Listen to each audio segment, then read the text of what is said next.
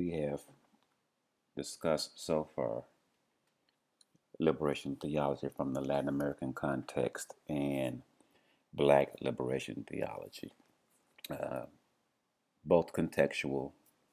Obviously, Latin American theology dealing with the context of those countries, primarily in South America, and Black liberation theology dealing primarily with the context of oppression in the United States of America. Obviously, obviously, like I've said before, there are other liberation theologies, but now we turn our attention specifically to another context, the context of black women and God talk. Um, Let me say again, all theology is contextual, actually. Even if we are talking about traditional theologies from ancient times, they all came about out of a certain context. We we tend to talk about them as universal theologies now, but really they're not universal. All theologies are contextual. So again, we turn now to black women, and this subtitle is God a male chauvinist pig? This is a question that arises specifically out of the context of how we engage in the task of theology from the perspective of women in general, but more specifically from the perspective of black women. And you know how we say such things as simple as God the Father. And if we really unpack that, we see that term God the Father has a lot of weight to it. There are certain implications involved in it, implications that we will get through as we go through this particular PowerPoint presentation and another that I will be posting soon afterwards. But just a few, as I've done before, a few pictures that I've lifted up to help us to segue into the conversation about black women and God talk. We have this first one here in terms of oppression, both against men and against women. On the one hand, it's the idea that when men are oppressed, there's no specifically black men, we say, "Oh, that's a tragedy." Why do we treat, or why do they treat our black men like that? But on the other hand, when women are oppressed, we call it a part of tradition. As a simple kind of statement, traditionally, women are supposed to be in the kitchen cooking. Well, I mean, however we might want to unpack that, there's some oppression involved in that, but we call it a part of our tradition. And now we have this quote here from Bell Hooks, a black feminist. Um, Usually when people talk about the strength of black women, they ignore the reality that to be strong in the face of oppression is not the same as overcoming oppression. That endurance is not to be confused with transformation. Black women historically have endured a lot, but is that endurance simple enough? Is that endurance the only requisite thing that black women need to survive and thrive in this country, to transform themselves? I guess on the one hand, we might say that the simple act of endurance does require a certain amount of strength, and that might lead to some kind of transformation. But on the other hand, simply enduring oppression, simply enduring domestic abuse, that is not leading to transformation. Simply enduring abuse in the church, that is not leading to transformation either of the person being oppressed or of the church. So Bell Hooks is making the point that simply because we endure, simply because black women are considered, quote, strong, unquote, that does not mean any kind of transformation is taking place. The second quote from Bell Hooks: white women and black men have it both ways. They can act as oppressor or an oppression of others. Uh, we're gonna get into this too, especially when it comes regarding uh, black women vis-a-vis white women and vis-a-vis black men. How much different it is to be a black woman in our society, in our culture. I'm reminded of a quote from Zora Neale Hurston, and I don't know if I have it in this PowerPoint, but Zora Neale Hurston said that black women are the muse of the world. Just think about that. A mule is a beast of burden. You can lay things on top of the mule, and the mule endures it and still carries the burden. And what Zora Neale Hurston is saying in this is that black women the world over, be it black women in America, black women in South American countries, black women in Africa, all of black women in the diaspora, they are being put upon. They are a special burden is being put upon them that no one else, no white woman, no black man, no white man, no one else is carrying this particular burden. So Bell Hooks is saying that, in terms of white women and black men, yeah, we can claim oppression, we can claim racism, we can claim sexism, but then we turn right around and oppress the muse, so to speak, the black women, and expect them to take it because, again, that's a part of the tradition. And then we have to really consider how patriarchy, that is a society and culture ruled by the fathers, how patriarchy combined with religion has dealt a severe blow to women in general and to black women specifically. When you combine a religious aspiration with men being in charge, then we're going to have some serious concerns, some serious questions that need to be dealt with. And black women, especially when we get to the theology of black women, has begun to address this in a very critical fashion. And I invite you all to also address this in a very critical fashion. Yes, we can have faith, we can believe, and we can be a part of a religious culture, a religious system, a part of an organized religious system. But being a part of something does not mean that we wholeheartedly um, follow it without any kind of critique. So I would invite all of us, uh, the black men, the black women, all of us, to really engage in a critique of how something that is male led in a religious aspect has contributed to the oppression of women. And we come to address that through the person of Hagar.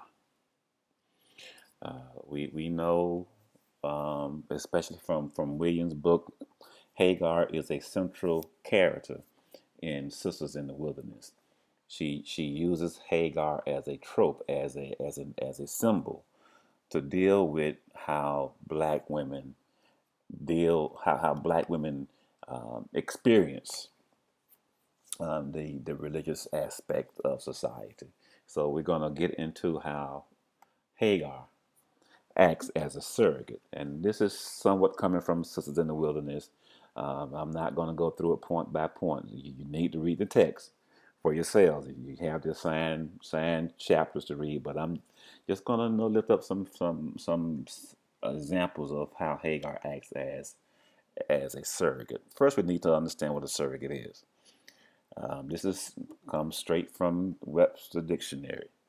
A surrogate is a substitute, especially a person put in the place of another in some role or function.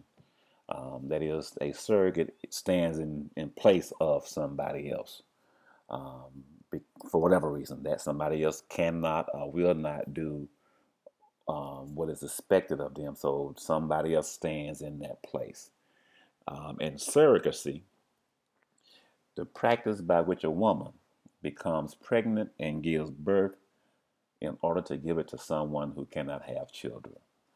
And this gets us immediately into the story of Hagar that we find in Genesis chapter 16 and in chapter 21, verses 8 through 21. And I'm not going to go through all the details, but the general story is that, Abraham and Sarah were promised by God that, God is going to give them a child. Apparently, God was taking too long for them, and Sarah suggested to her husband Abraham, go into my handmaiden Sarah, Hagar, and have sex with her and produce a child for us. And Abraham did just that, and as a result, Ishmael is born. After this takes place, obviously, Sarah gets pregnant. She gives birth to Isaac.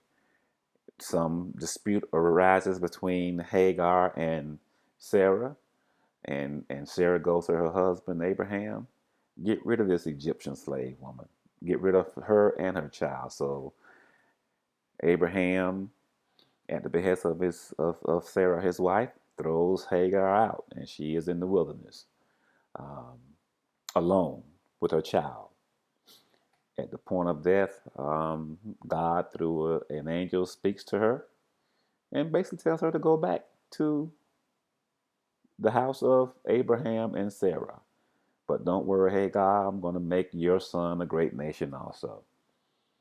This is the gist of the story. Hagar, the Egyptian woman that is owned by Abraham and Sarah, that is, I don't want to say raped, but that is put into the place of a surrogate. That is, Sarah tells Abraham, go into my handmaid, have sex with her, give birth to a child that will belong to us, not belonging to Hagar, but belong to us. This is the role that Hagar was placed in. The text doesn't say much about whether Hagar had much to do with the decision, but I doubt it. She was an enslaved woman that belonged to these two people, so I really doubt that she had any choice as to whether she would have sex with Abraham or not. So she was in a position of of what I would call coercive surrogacy. And this gets us to how black women have performed in certain surrogacy roles. The history of black women in this country, brought to America from Africa, enslaved, but unlike black men mostly, I'm sure there were some exceptions, the enslaved black women faced certain dangers, faced certain turmoils that the black men did not face. Obviously, the first example of this is rape.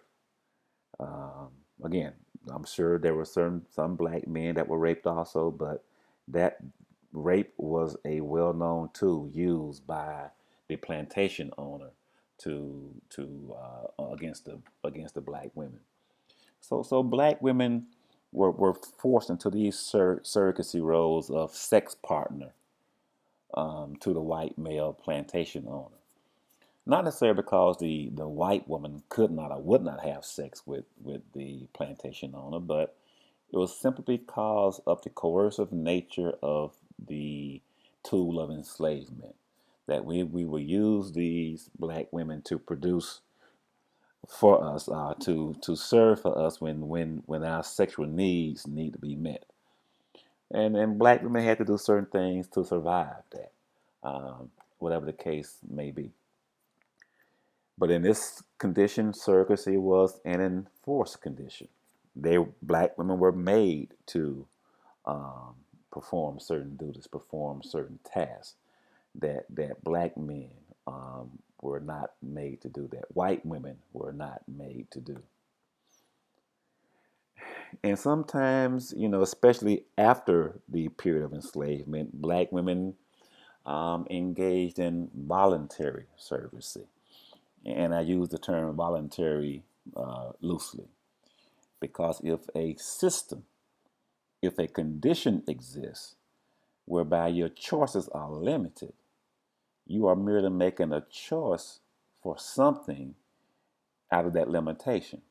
It may be a voluntary choice, but it's still voluntary in the context of that limitation. So again, I'm using the term voluntary loosely.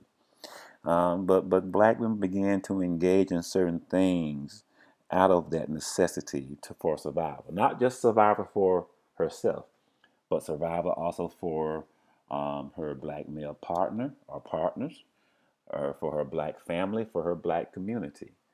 So it's still surrogacy, standing in the place of somebody else. Being the maid in somebody else's house because the white woman could not or would not clean her own house. Washing the laundry, for whatever reason may be, is still in the context of certain limitations imposed by the system. And this leads us to what quality of life did black women have in these particular roles and in these surrogacy roles, whether the surrogacy was coerced or enforced, or whether the surrogacy was voluntary. Um, what, how well did black women live? You know, was it qualitative or quantitative? And these surrogacy roles place black women, as Williams says, in a certain kind of wilderness experience, where a certain place where they felt alone, where they feel alone, where they feel like they are the only ones engaged in these surrogacy roles, where they are the muse of the world. Um, and this makes makes them ask certain hard questions, or rather, let me say, it should make black women ask certain hard questions, and it should make black men listen to these hard questions raised by black women. How can black women not just survive, but how can they thrive in this wilderness experience? How can they do more than just get by? How can they do more than just eke out a living, be it in the home, be it on the job, be it in the church? How can black women thrive in the wilderness? How can black women come out of the wilderness, and do they come back to a situation like Hagar comes back into a system of oppression? And what does the black woman do in that system? How can a black woman thrive in that system? And this gets us directly into how black women engage in God talk vis-a-vis black men. We're all a part of, well, I'm making an assumption here, but let me just say it like this. Most of us are a part of a denomination that has a history of, of fighting for freedom. When Richard Allen, Absalom Jones, et al., all of those people left St. George's, it wasn't because of a doctrinal dispute. It was because of the system of oppression that the white Methodist body was putting upon the black folk. Now the question becomes, how can black women, as who are part of this denomination, who talk about God differently because of their experience, they have different experiences. How can black women engage in God talk that not only honors the God that they worship and serve, but also honor themselves as black women? And how can black men understand that the way we talk about God is not universal? We are not the be all and end all of what it means to talk about God. So how do black men open ourselves up to the way that black women talk about God? And how do black women gain the strength and the courage to really struggle with how they engage in God talk in a system that's primarily patriarchal? How do we all make space for that? Again, going back to God the Father. And we all know the Lord's Prayer, Our Father who art in heaven, hallowed be thy name. We tend to say God the Father. The presumption in that, and I know some of you are going to push back and say, well, God is neither male nor female, God is a spirit. But the presumption of God the Father is that God is male. Father is a masculine term. So even if we say that God is spirit, how we talk about God is not spirit. How we talk about God is definitely and strictly masculine. And the church has done this for a long time. The best representatives of God the Father are other fathers, that is, the patriarchs, the men. So, how does our talk about God the Father make room for other ways of talking about God other than Father? And this goes back to the question is God a male chauvinist pig? Because the reality of it is, in terms of the black women experiences, is that when we have the representative of God being male, yeah, we are sometimes male chauvinist pigs. And if we represent God, then does that mean too that God is a male chauvinist pig? So I'm just saying this to get us to really deal with the language that we use, the presumptive language that we use when we talk about this spiritual being, God. Again, it's about men speaking for God. Even in our denomination where the church does make room for women, ordained women deacons, ordained women elders. It makes room for women to pastor churches. It makes room for women to become bishops in our church. But do you not know that our talk is still primarily masculine? And even as we make room for women, we still oppress women. Very few, for instance, very few of our number one churches, so to speak, are occupied by women. And those few that we name, those are the exceptions that prove the rule. That primarily the number one churches are reserved for the masculine, are reserved for the men. So it's a matter of dealing with this aspect of our God talk. And another thing that black women have to deal with us are these stereotypes. You got Mammy, you got Jezebel, you got Sapphire, and you got Queen. Uh, we well, let me not assume that we know these terms. Mammy is the woman who takes care of everybody. It's normally Mammy is seen as the asexual older black woman who allows people to suckle at her breast. White women, white men, black men, everybody comes to Mammy for care, for succor. And Mammy takes care of everybody, almost to the exclusion of taking care of herself. Mammy falls down dead taking care of other folks' children. Mammy falls down dead taking care of the white folks' children, taking care of her baby's children, taking care of baby's children. So Mammy is this stereotype of black women. And then we have the Jezebel, the woman who is overly sexualized, who can't get enough of sex, who will take another woman's man from her. This Jezebel character, not and it's loosely based on this on Jezebel from the Bible, but Jezebel from the Bible, she wasn't uh, that kind of person. She was an idol worshiper, but in terms of how Jezebel is used against black women, Jezebel is this overly sexualized person. Sapphire.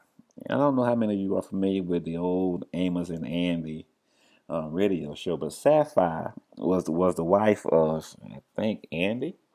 And it was always, lazy, trying to get over, not really working. And Sapphire was constantly harping on him, constantly fussing, constantly, um, all in his case. So Sapphire is seen as this angry black woman, mad about everything, mad about being married to Andy, mad about Andy's connivings, just mad about life. So Sapphire is this portrayal of the angry black woman. Why you always mad? How come you don't smile? That kind of thing. And then Queen. Queen. Some of us may not know that this aspect of how black women are portrayed, but Queen is the welfare queen. If whenever you hear in the broader culture people talking about welfare and welfare queens, the image is some black woman who has three or four or maybe even five children by three or four or five different men. And she has all these children solely because she can get a check from the government, the welfare queen. And these are the images that black women have to deal with in terms of these surrogacy roles, always filling in for somebody else's issues, always filling in for somebody else's problems, and always being told or volunteering for these surrogacy roles. So we got to deal with this and unpack it, so that we can get a true handle of how black women engage in God talk.